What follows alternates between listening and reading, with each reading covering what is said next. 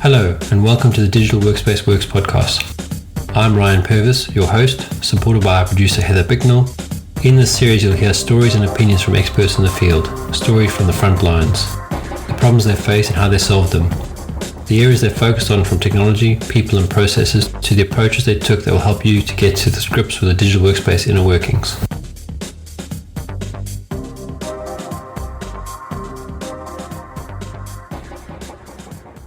How are you doing?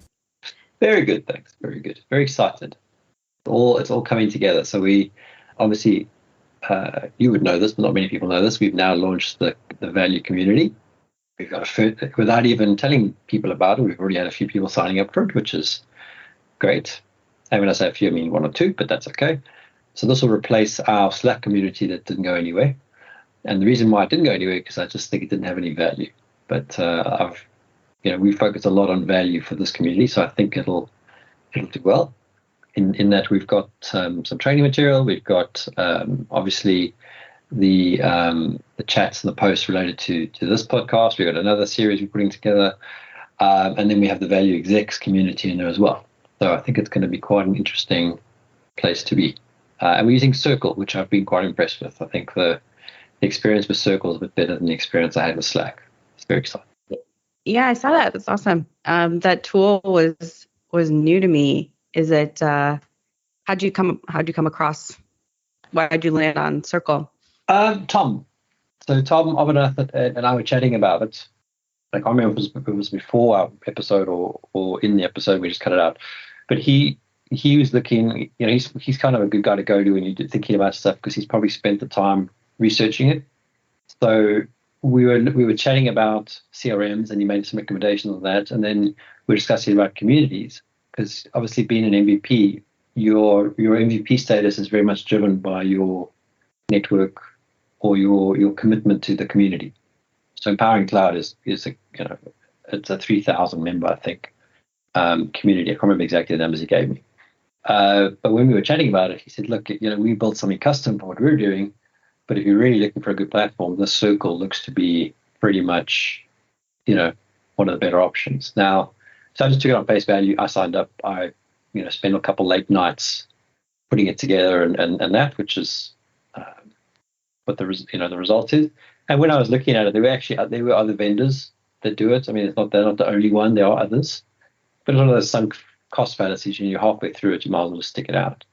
There are a few nuances to it that I'm not entirely blown away by, but that's just my nuances.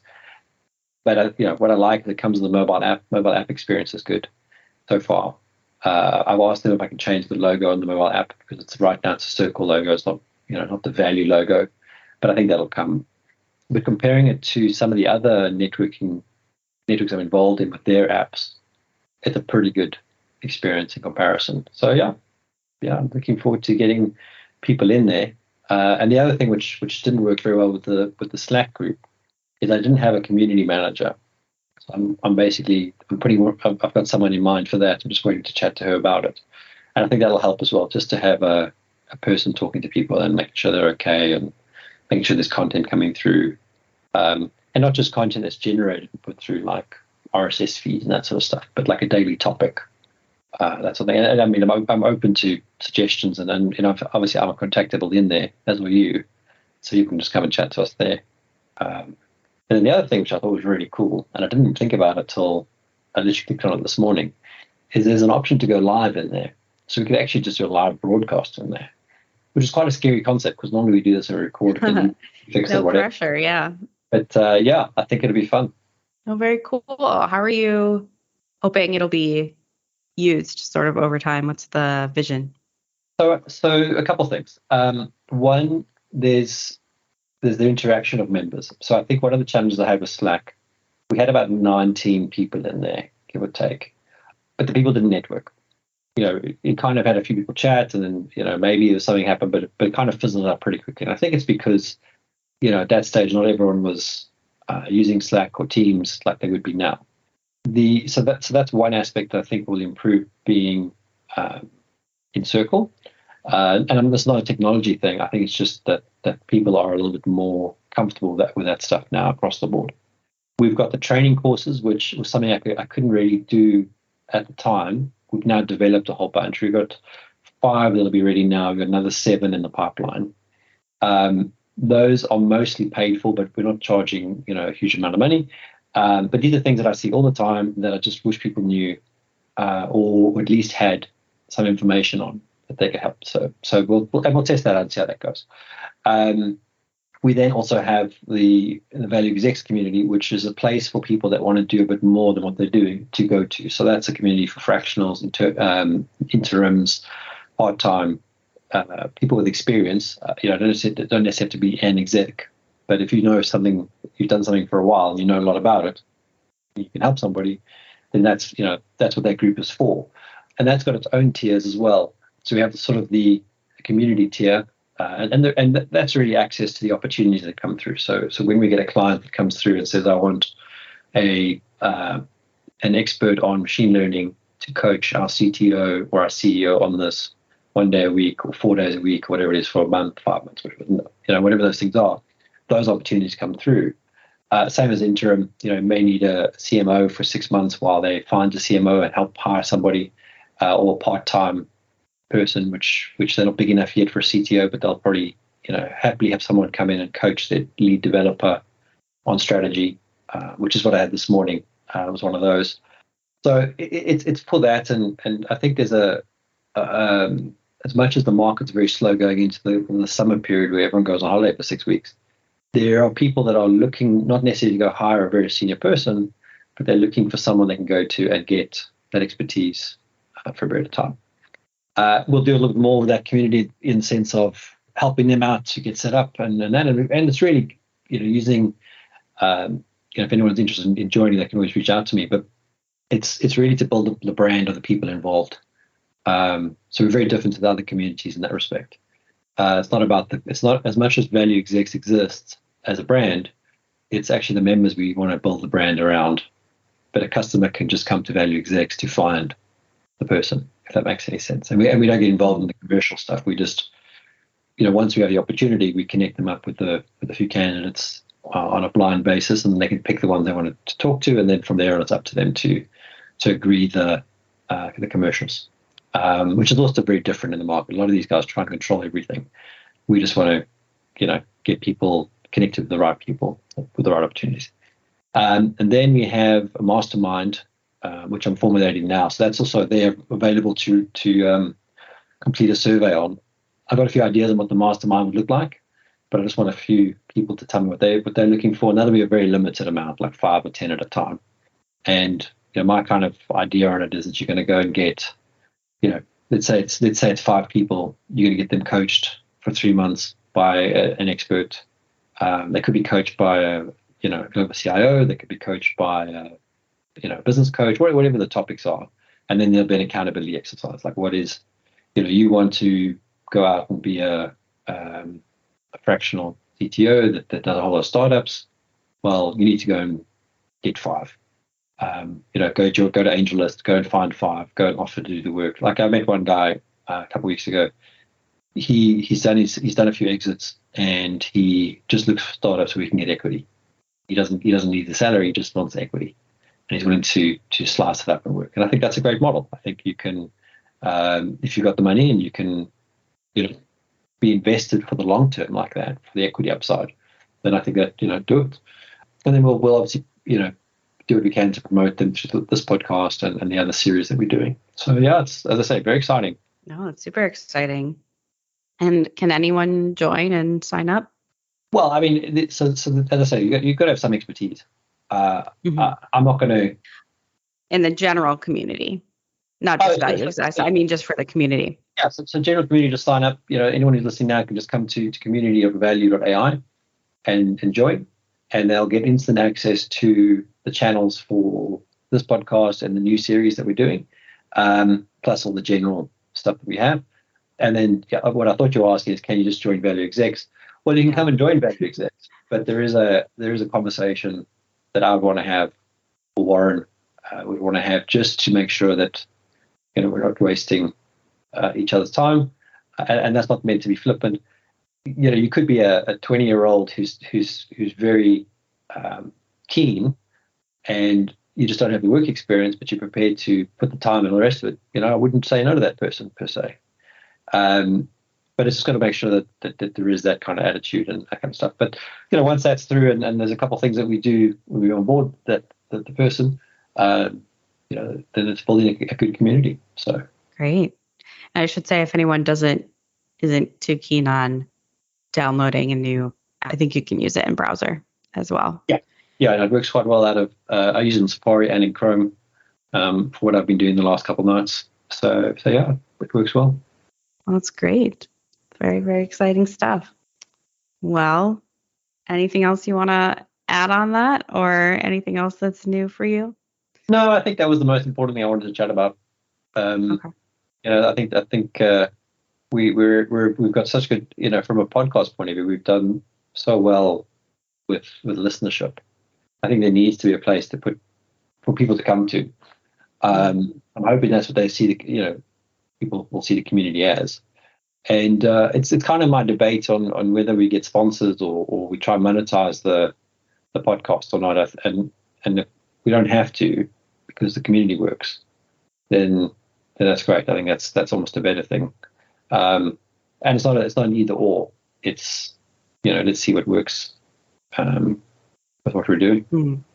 Yeah, it'd be great to get a bit of community, people talking, exchanging ideas. I was looking the other night just at some technology news sections because I've been feeling a little bit like there's so much sameness coming out right now, and just looking through the feed of articles in the technology section, it was like 100%, it was 95% were AI, just AI, and it's exciting stuff and it's new stuff, and I get it, but it's also like the hype train for that just keeps on going, and I feel like everyone's starting to get a little bit of that topic fatigue, AI fatigue. It's like, yeah, we're following it, but there's only so much you can consume. So I'm like, I don't want to just keep talking about AI. I probably could, but what else is happening? I want to know what people are, thinking and feeling and experiencing more in like the world of today, whereas a lot of the AI stuff is sort of, we're on the fringes of it, right? It's more about tomorrow,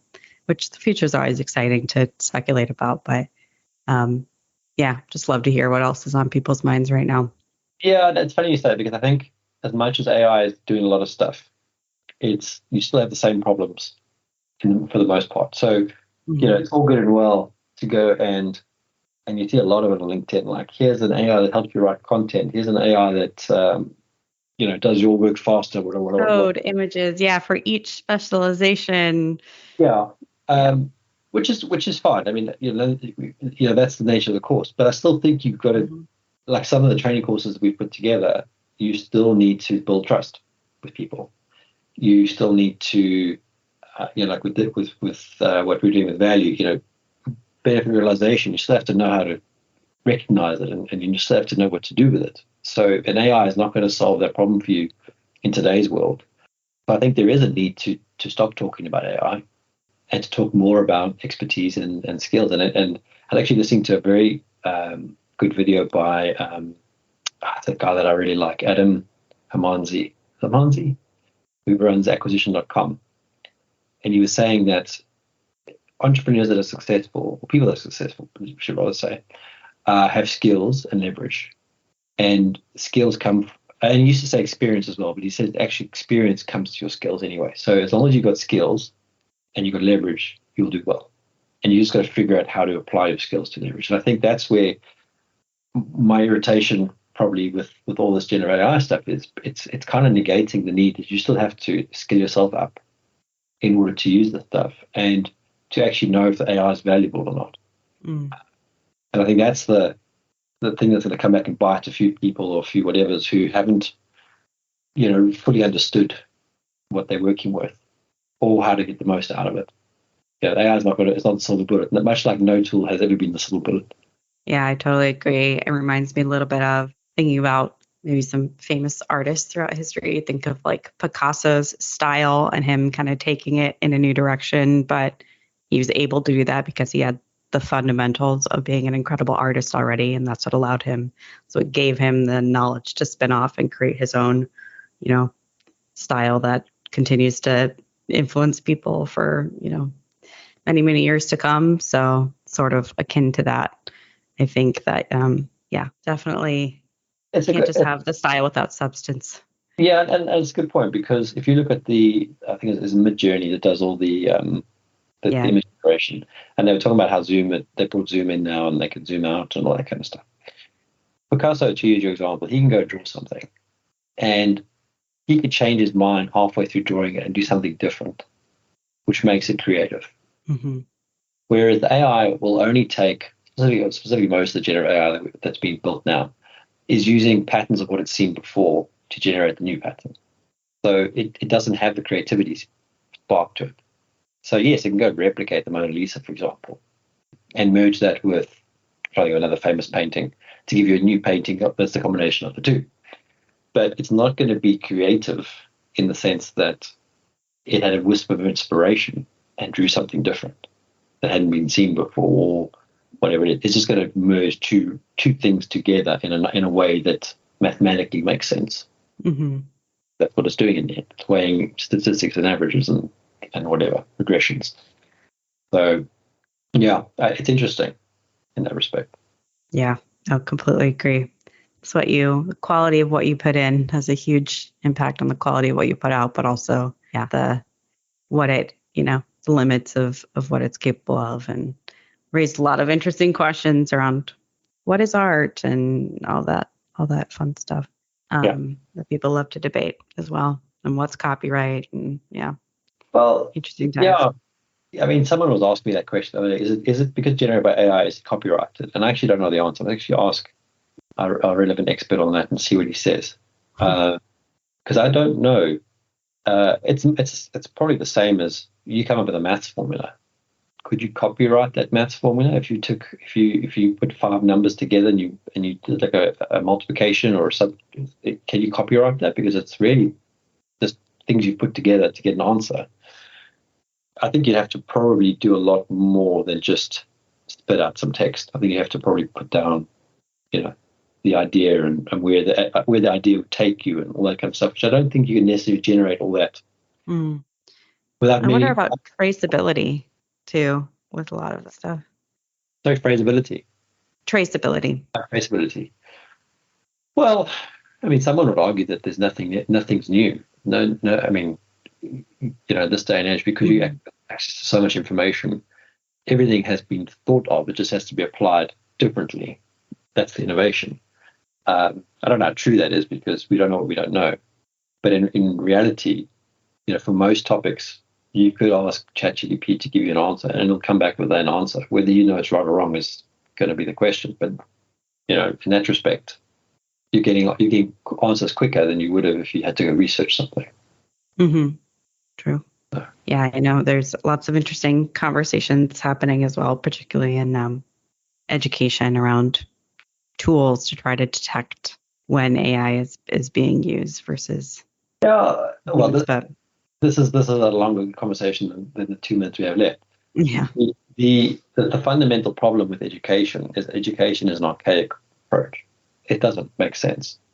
Like, if you look at where we are today in the world, what we do, for 90% of the jobs that you do, the education system is not gearing you up for it. In fact, not even the jobs, the lifestyle that we live. No one's teaching. Okay, I mean, I'm making very big generalizations. I haven't researched any of this stuff, but I just look at my kids being taught stuff at school, and the school that I went to a couple of weeks ago, and a couple other schools and students I've spoken to. The ability to analyze data, the ability to make critical decisions, the ability to reading and writing and all that stuff. I think that's always going to be a given. Everyone needs to learn to read and write and do math to whatever degree. And I think art and music and all that stuff is important, do even other languages. But doing it in a 8 hours a day format, and everyone does it the same, and everyone gets it in the same format, and everyone has to respond in the same format. I think that's where standardized. Yeah. Yeah. Well, it's standardized because what else could you have done 100 years ago? But now, I mean, I was talking to my mother-in-law in the car today. I mean, my kids know how to use a cell phone. They know how to use tablets. I mean, at 2 and 5, but they don't know how to use a remote control on a TV because tactically it's different. Yeah. Wow. They just and they know how to ask Alexa to play music. They know how Alexa to turn the TV on and off. They don't that, I mean, they know what a TV remote is because we ask them to pass it to us, but they haven't. But like I asked her, like, when should I be worried? It's, well, 6, 7, that's when they start using that kind of stuff. So it's like, okay, so it's not so bad. But, in the same token, I sat with a whole bunch of kids who didn't know how to use Excel at 12. That made me nervous. Like, I wrote my first piece of software at 12. So, okay, I was the one in 30 in the class, maybe, or one in 60 in the class. But, Excel, Word, PowerPoint, they're these things that we use all the time. The Google version sheets, I don't know what the slides or whatever it's called in Google Workspace. Mm-hmm. But that sort of knowledge and capability you've got to just have nowadays. You can't be so far on the back burner that you're waiting for school to teach you. Like, you have to be able to learn that yourself. Anyway, I mean, that's, like I say, it's a longer discussion. Yeah, definitely. Interesting stuff for sure. So people want to sign up again for the Valuu Community. What was that URL they should go to?